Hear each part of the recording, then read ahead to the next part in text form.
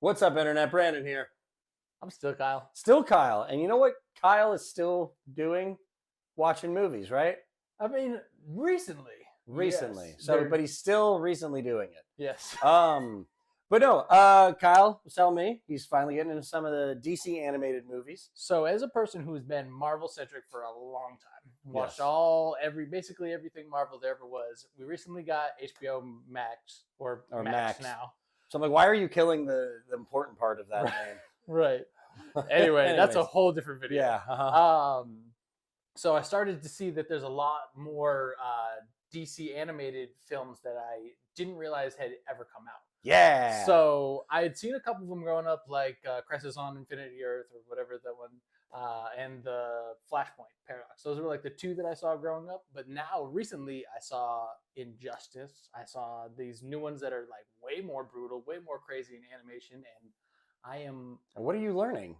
that they're so brutal and also like just kind of off the rails and very different than Marvel.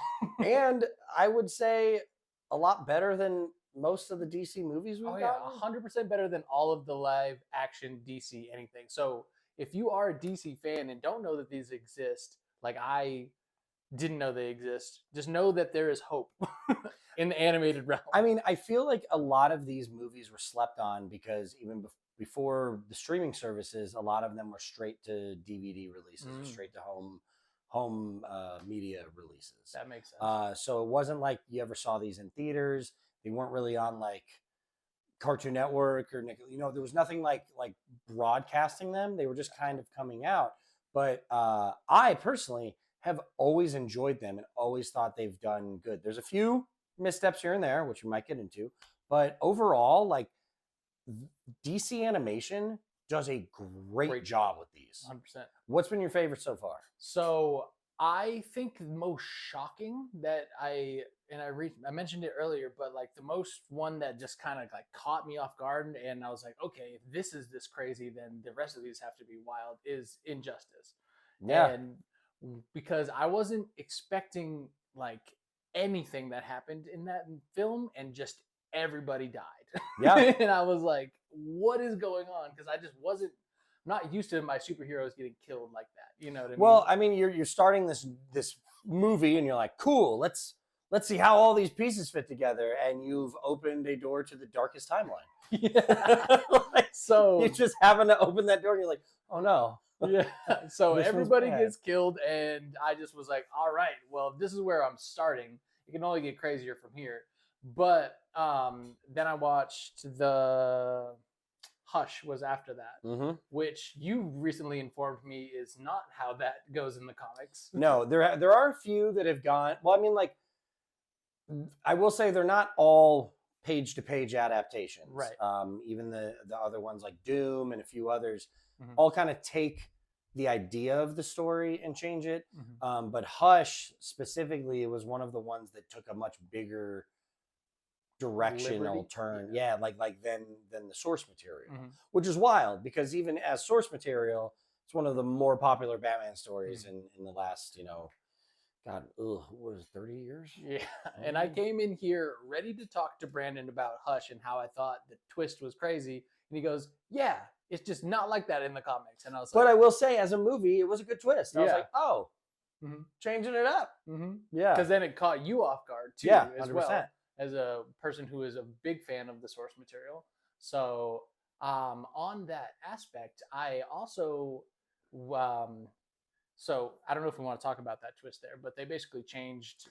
Yeah, I mean, it's been out for over a year now, so if you're getting spoiled on this, sorry, but it existed for quite a while. So more of the story, instead of we find out in the adaptation that Hush is the Riddler in the animation, but in the comic books, it's actually who? Thomas Elliot, who is his childhood best friend, and that was the whole thing of the story. But the whole thing with the Hush comic book was even at the end, you still weren't totally sure who was involved, who wasn't, things like that. But honestly, the adaptation was outstanding. The twist is different, and I respect that for the live action version of it. But with the DC animated universe, there is a small continuity line you can follow. Okay. Flashpoint, I believe, changes the first time. Then they do another run with Justice League Dark, which ends with Justice League Apocalypse. Yes. That resets it again. And now we had a very limited run of movies. There was Superman Unbound, I think was the name of the animated, which was supposed to be like the first one of this new continuity. Okay. But now they're changing it with Crisis on Infinite Earths parts 1, 2, and 3, which my suspicion is they're going to reformat it to now tie closer into the James Gunn anime, because James Gunn has announced there's going to be animated shows that are part of the DC live action continuity. Oh, interesting. So I'm thinking they're doing that, but the only reason that bums me out is a lot of these have been good, yeah, and a lot of them are really good as one-offs. right. So I kind of hope they keep going with that. Yeah, because I was watching Red Hood. Red Hood was also great. Fantastic. Was super surprised that Jensen Ackles is the voice of Red Hood, Mhm. which again, as a fan of Supernatural, I was fucking gassed. I was Yeah. like, wait a second, I recognize that. You're like, voice. I know this man. And then I like watched Go that fight and, something spooky. and that's another cool story. I have noticed that a lot of these stories that they've adapted are like find out who's behind the mask, but that's what I've been Yeah, I mean, noticing. when everyone wears a mask, they're like, what's the mystery? Right. Who's wearing it? Right. So that was another badass one that I enjoyed, and then the Killing Joke is quite an interesting. Now, I've change. spent the last 5 minutes talking about how much I've enjoyed these. Yes. That was the first miss for me, Okay. only because now you've read the comic book before, right? You It's been a long time, but yes. but yeah. So there's a huge difference in this one, Mhm. and it's that Batgirl and Batman fuck, and I hate all of that. I hate it. I hate it. I hate every second of it. And I'm letting you know that like I watch like most of these, I just throw on by myself and put Right. it on. And I remember when that happens, like out loud by myself, I'm like, no, Stop it! stop it. Stop it! No, No, no, I don't want it. stop it. And I don't know if that was, I saw Brian Azzarello had his hands in this one, but it was like a Bruce Timm thing.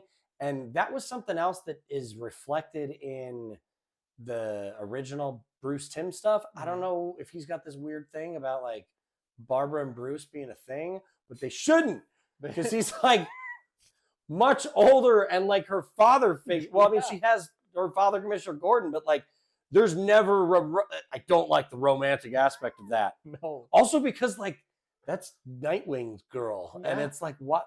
Like the fact that he's like, I know you're on and off dating my adoptive son, but what if what if we hung out? Just a And little bit. You know? hate it. If you take that part out of it, really solid adaptation of Correct. the book. Mhm. Just can I get, we have the Snyder cut? Can I have the unfucked cut of the Killing Joke? Like it says the Killing Joke, the unfucked cut. You just take that part out of segment it. out. Yep, and you're golden. And it's great. Yeah. So no, really enjoyed those ones. I haven't dug too far after that, but I've seen that there's some interesting ones. Like there's one with what is it, Constantine. Yes. That's those are great too, because it's also played by the guy who played him in the live action show, Oh, no shit. and then later again on Legends. And he was another actor who really got into that role. So Nice. it was Okay. cool to see him continue that. Nice.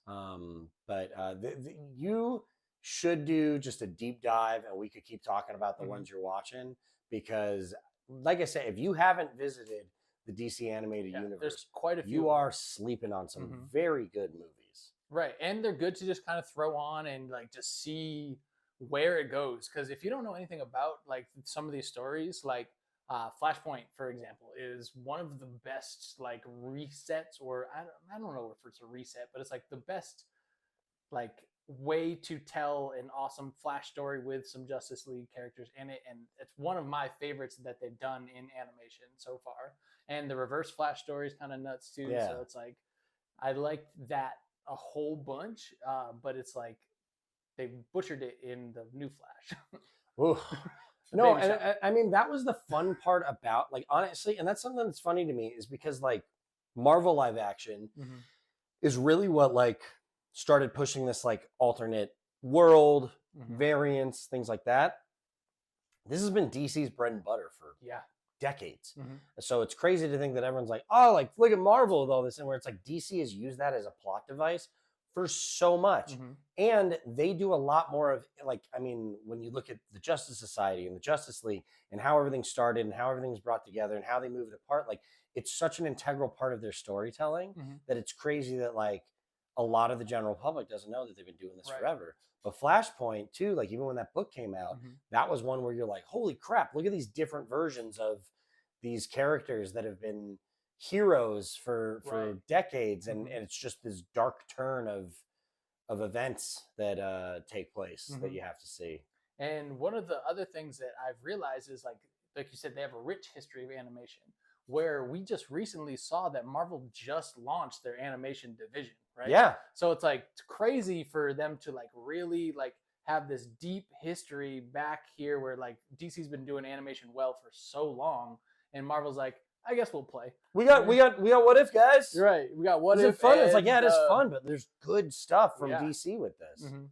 I think that, you know what? I think that's a really cool perspective. I never really thought about that. But it's Mhm. like, if you aren't a comic book fan and you only have the movies, these have to be like, wow, like, Yeah. what is this story? Like, Yeah. this is a thing that happened in the book. Like, Exactly, and that's what I'm finding with some of them that I haven't read, and I'm watching them, and I'm like, this is nuts. Yeah. Like, and it's just really come to like I've come to appreciate DC more, and not because if you're just watching the live actions, like I don't know if there's a lot to like, not a lot of redeemable things about DC right now. no, you're absolutely You know what right. I mean? So if you are a fan of DC and like these characters, go check out the animations. They're sick. Please.